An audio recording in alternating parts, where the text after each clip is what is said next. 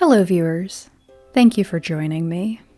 I'll keep the introduction brief, because I feel like everything I want to start with is doomed to veer off into a tangent, but you ever come across one of those shows that's not amazing, but definitely good enough that its name should be more recognizable?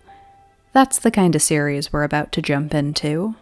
The Girl in Twilight follows the 5 girls who make up Akiyuki Academy's radio research club, but this is far from your ordinary, light-hearted, slice-of-life club show. What they're mainly researching is the specific frequency needed for the ritual a local urban legend says will transport them to another world. One day, they find a crystal at the base of the sacred tree overlooking the town, where they always go to test the ritual. The club also has a crystal radio, so they decide to try again, this time with the frequency emitted by this crystal. And of course, this time the ritual works. It spits them out into this golden wasteland of a world. It's beautiful and exciting at first, but that doesn't last long before they're swarmed and attacked by the little creatures here. But another girl appears and saves them. A girl who looks identical to Asuka. They're energetic. Well, she's not actually the club president. That distinction goes to her much more responsible childhood friend, Yu, but Asuka's the most enthusiastic of the group, the one always pushing the others to jump into their next adventure. It doesn't feel quite right to call her the heart of the club. It seems that way at first, but as the series starts to explore the other girls, you see that they all bring something to this group. But she's definitely the center of it. Anyway, no one has any trouble telling these two apart. This newcomer has a much more serious disposition, prompting them to start calling her Asuka.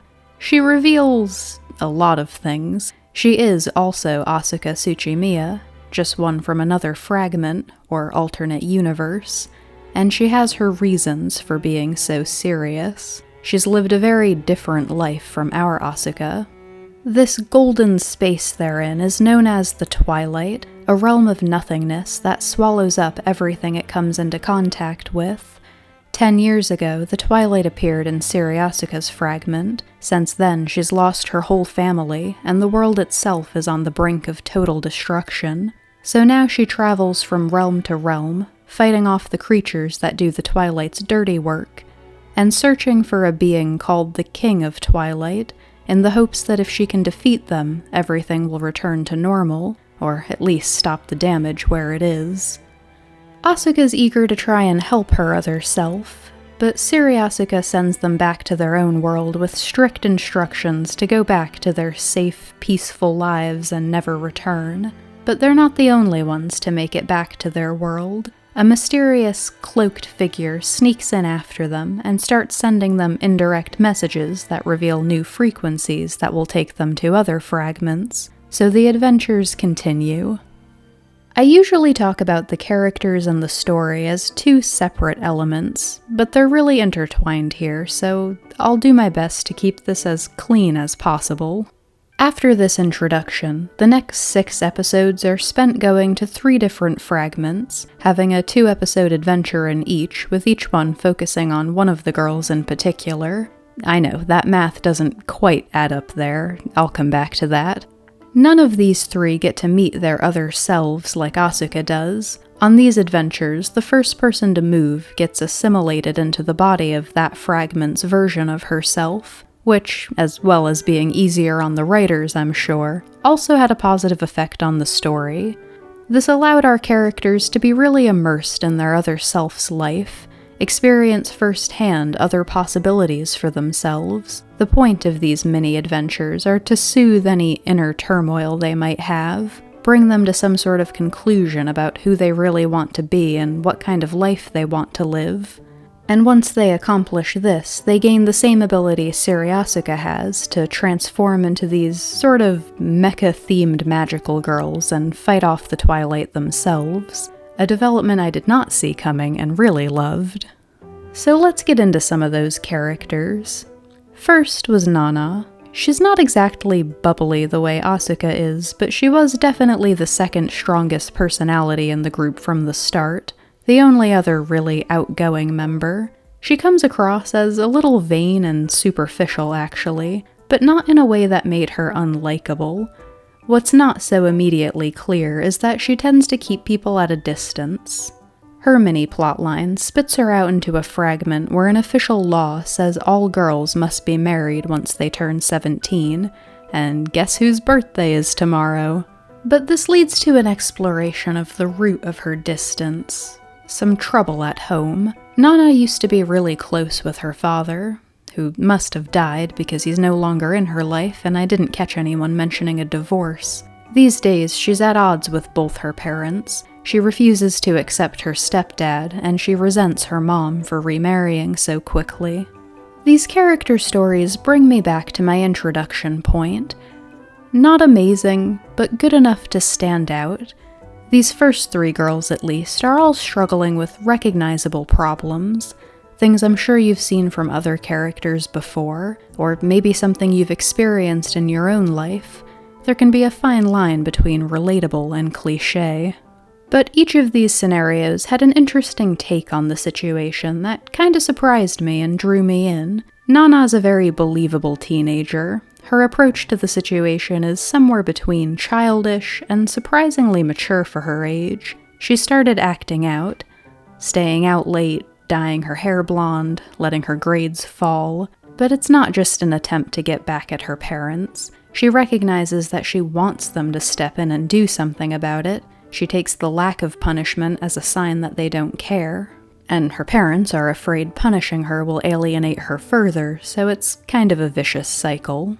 Nana stepped into her other self's life at a time when emotions are high. Her parents are about to give her away to be married and all. She discovers that what she and her stepdad clash over in this world is that he doesn't like the boy she's been paired up with. But this is a world where the police start breathing down your neck the second they catch wind of anyone resisting the marriage policy. It's no small thing to fight back, but her stepdad's intuition turns out to be right. She realizes her boyfriend is a possessive jerk, and this leads to the greater realization that he really does care and wants her to be happy. And as the fundamentals of who each character is stays mostly the same from one fragment to the next, this experience allows her to go home and start mending her relationship with her parents in her own world, and start to let her friends in, finally joining the club officially. A little predictable maybe, but sweet. I mentioned Yu was the responsible childhood friend character. She remains reserved until nearly the end, and her story is one I won't spoil, but Chloe was the true loner of the group. The girls' families don't get a lot of screen time, but they all have a certain presence in the show, a clear influence on what made these kids who they are today. They all have a presence, except for Chloe's parents, but that absence also gives some insight into who she is. She grew up in France, and she was usually left on her own, but she's quick to assert that she was never lonely. She's comfortable being on her own and likes her independence. No one really questioned that when she lived in Europe. It was a bit of a culture shock to move to Japan, where there was a much bigger focus on community and fitting in with a group. And Chloe loves her friends. The crystal radio actually belongs to her, so they share some interests, but she feels kind of suffocated by the idea that they have to do everything together. She worries she'll lose her sense of who she is without them if she gets too comfortable in this new routine. Chloe's story turns the whole no man is an island lesson into something very literal, dropping her into a fragment where everyone lives on a series of tiny islands and all communication is carried out by a futuristic AI system. But she uncovers research her other self was working on, revealing that the AI is brainwashing everyone, something that was already pretty obvious to the audience at that point. And it's reading all her mail, so it cuts her off completely when she tries to warn her friends. It's the first time she's really unsettled by the isolation, and it causes her to reflect on all the experiences she never would have gotten to have without this group. That in exchange for having less time to herself, she's gained people she can depend on when she needs them. Again, not a super original idea, but I really connected with Chloe's story. And finally, we have Mia, who was an interesting take on that whole quiet character learning to be brave trope. I think every single occurrence I can think of in the past, that type of character's struggles are always internal things. Shyness and self-doubt. Mia's story kinda twisted that and gave it an, at least partially, external factor. She likes to make people happy, and her looks have always given people certain expectations. They expect her to be all soft and sweet and unopinionated, and she got used to obliging those expectations at a very young age. But at her core, Mia is someone who wants to be tough. She loves stories about Saturday morning cartoon types of heroes, and she wants to be someone who stands up for the weak. But it's been a while since she's really entertained her childhood dreams, so it's definitely a shock when her focus episodes drop her into an old Western-themed version of her world, and she discovers the Mia in this fragment is the sheriff's deputy, helping to fight crime in town. Now, most of the rest of this story is the pretty standard quiet girl learns to stand up for what she believes in, but I liked that, in her story also, the parents played a clear role in exploring what made her who she is. The episode opens with her mom walking in on her watching a violent movie late at night. Her reaction isn't harsh, but she is immediately disapproving, going to turn it off. In the Western fragment, Mia returns home after a long day struggling to adapt to her new responsibilities. The mother she comes home to here is sympathetic, but she doesn't start in on trying to get her to quit or anything. She seems exasperated by her daughter's career choice, but fondly so, reminding Mia of how hard this version of herself apparently fought to get this position, even when no one else believed she was cut out for it. That's the real magic of these mini plot lines, apart from the literal magic of traveling to alternate universes. These experiences allowed these girls to see other possibilities for their lives. As Siriasuka told them at the start, these fragments broke off from the original because of decisions people made within them. Getting to see these changes firsthand empowers them. They literally have the ability to shape their world, as long as they're willing to fight for it. Alright, when I started this review, I envisioned that last section being a series of much briefer recaps. I guess I shouldn't be too surprised I got caught up in it. The characters are the most important element of a story for me, but I wouldn't be surprised if the way this series is structured didn't go over so well with everyone. Personally, the show exceeded my expectations a lot of the time. I was skeptical when we started wandering off down these mini plot lines into different fragments, but I think it works for two reasons. One, the character development is important. These girls needed to get to a place where they were both willing and capable of defending their own world when the Twilight ultimately reaches them. 5 characters may not seem like a huge cast to explore, but 12 episodes isn't a ton of time. I kinda like that they set aside time specifically to accomplish that. But 2, the only reason this setup didn't start to wear on me is because the main storyline is still there, running underneath the mini storylines. It's not like it gets introduced and then abandoned for 6 episodes.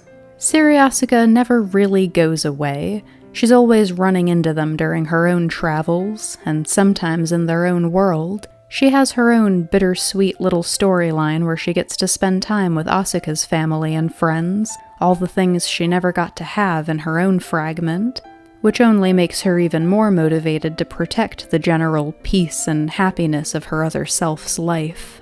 I really liked seeing that friendship grow in the midst of everything else that was going on. So she remains as a connection to the main story, which is where you and Asuka get to shine. Everything I wanted to see got explored, and the story never felt rushed. Okay, everything got explored with the exception of one mystery near the end, a trauma seemingly every version of Asuka shares, but I can live with that. When it's first introduced, it seems like the story is going to hinge on that mystery itself, but it's more about the effect that experience had on Asuka and how each version of her processed it. Maybe my expectations were a little low because I never hear anyone talk about this series, but I ended up enjoying it quite a lot. Like I've said, it wasn't all around amazing, The music was good, but not really noteworthy. The animation fluctuated a bit. It could be a little weak at times. The fight scenes did look really good, but it's worth noting that it switches over to being all CG once the transformations take place, which I know isn't for everybody. I actually kind of like that style. It's grown on me in recent years, but it was jarring and a little off-putting to see it switch like that at first. So I'd say it falls a bit short on a technical level, but I don't have any complaints about the story or characters, which I value a lot more when looking at a series overall. So if you're looking for the adventures in another world appeal of the isekai genre without the cliché reincarnation plotline, or maybe a magical girl series that may not have come across your radar, I'd definitely suggest The Girl in Twilight. Thank you for watching.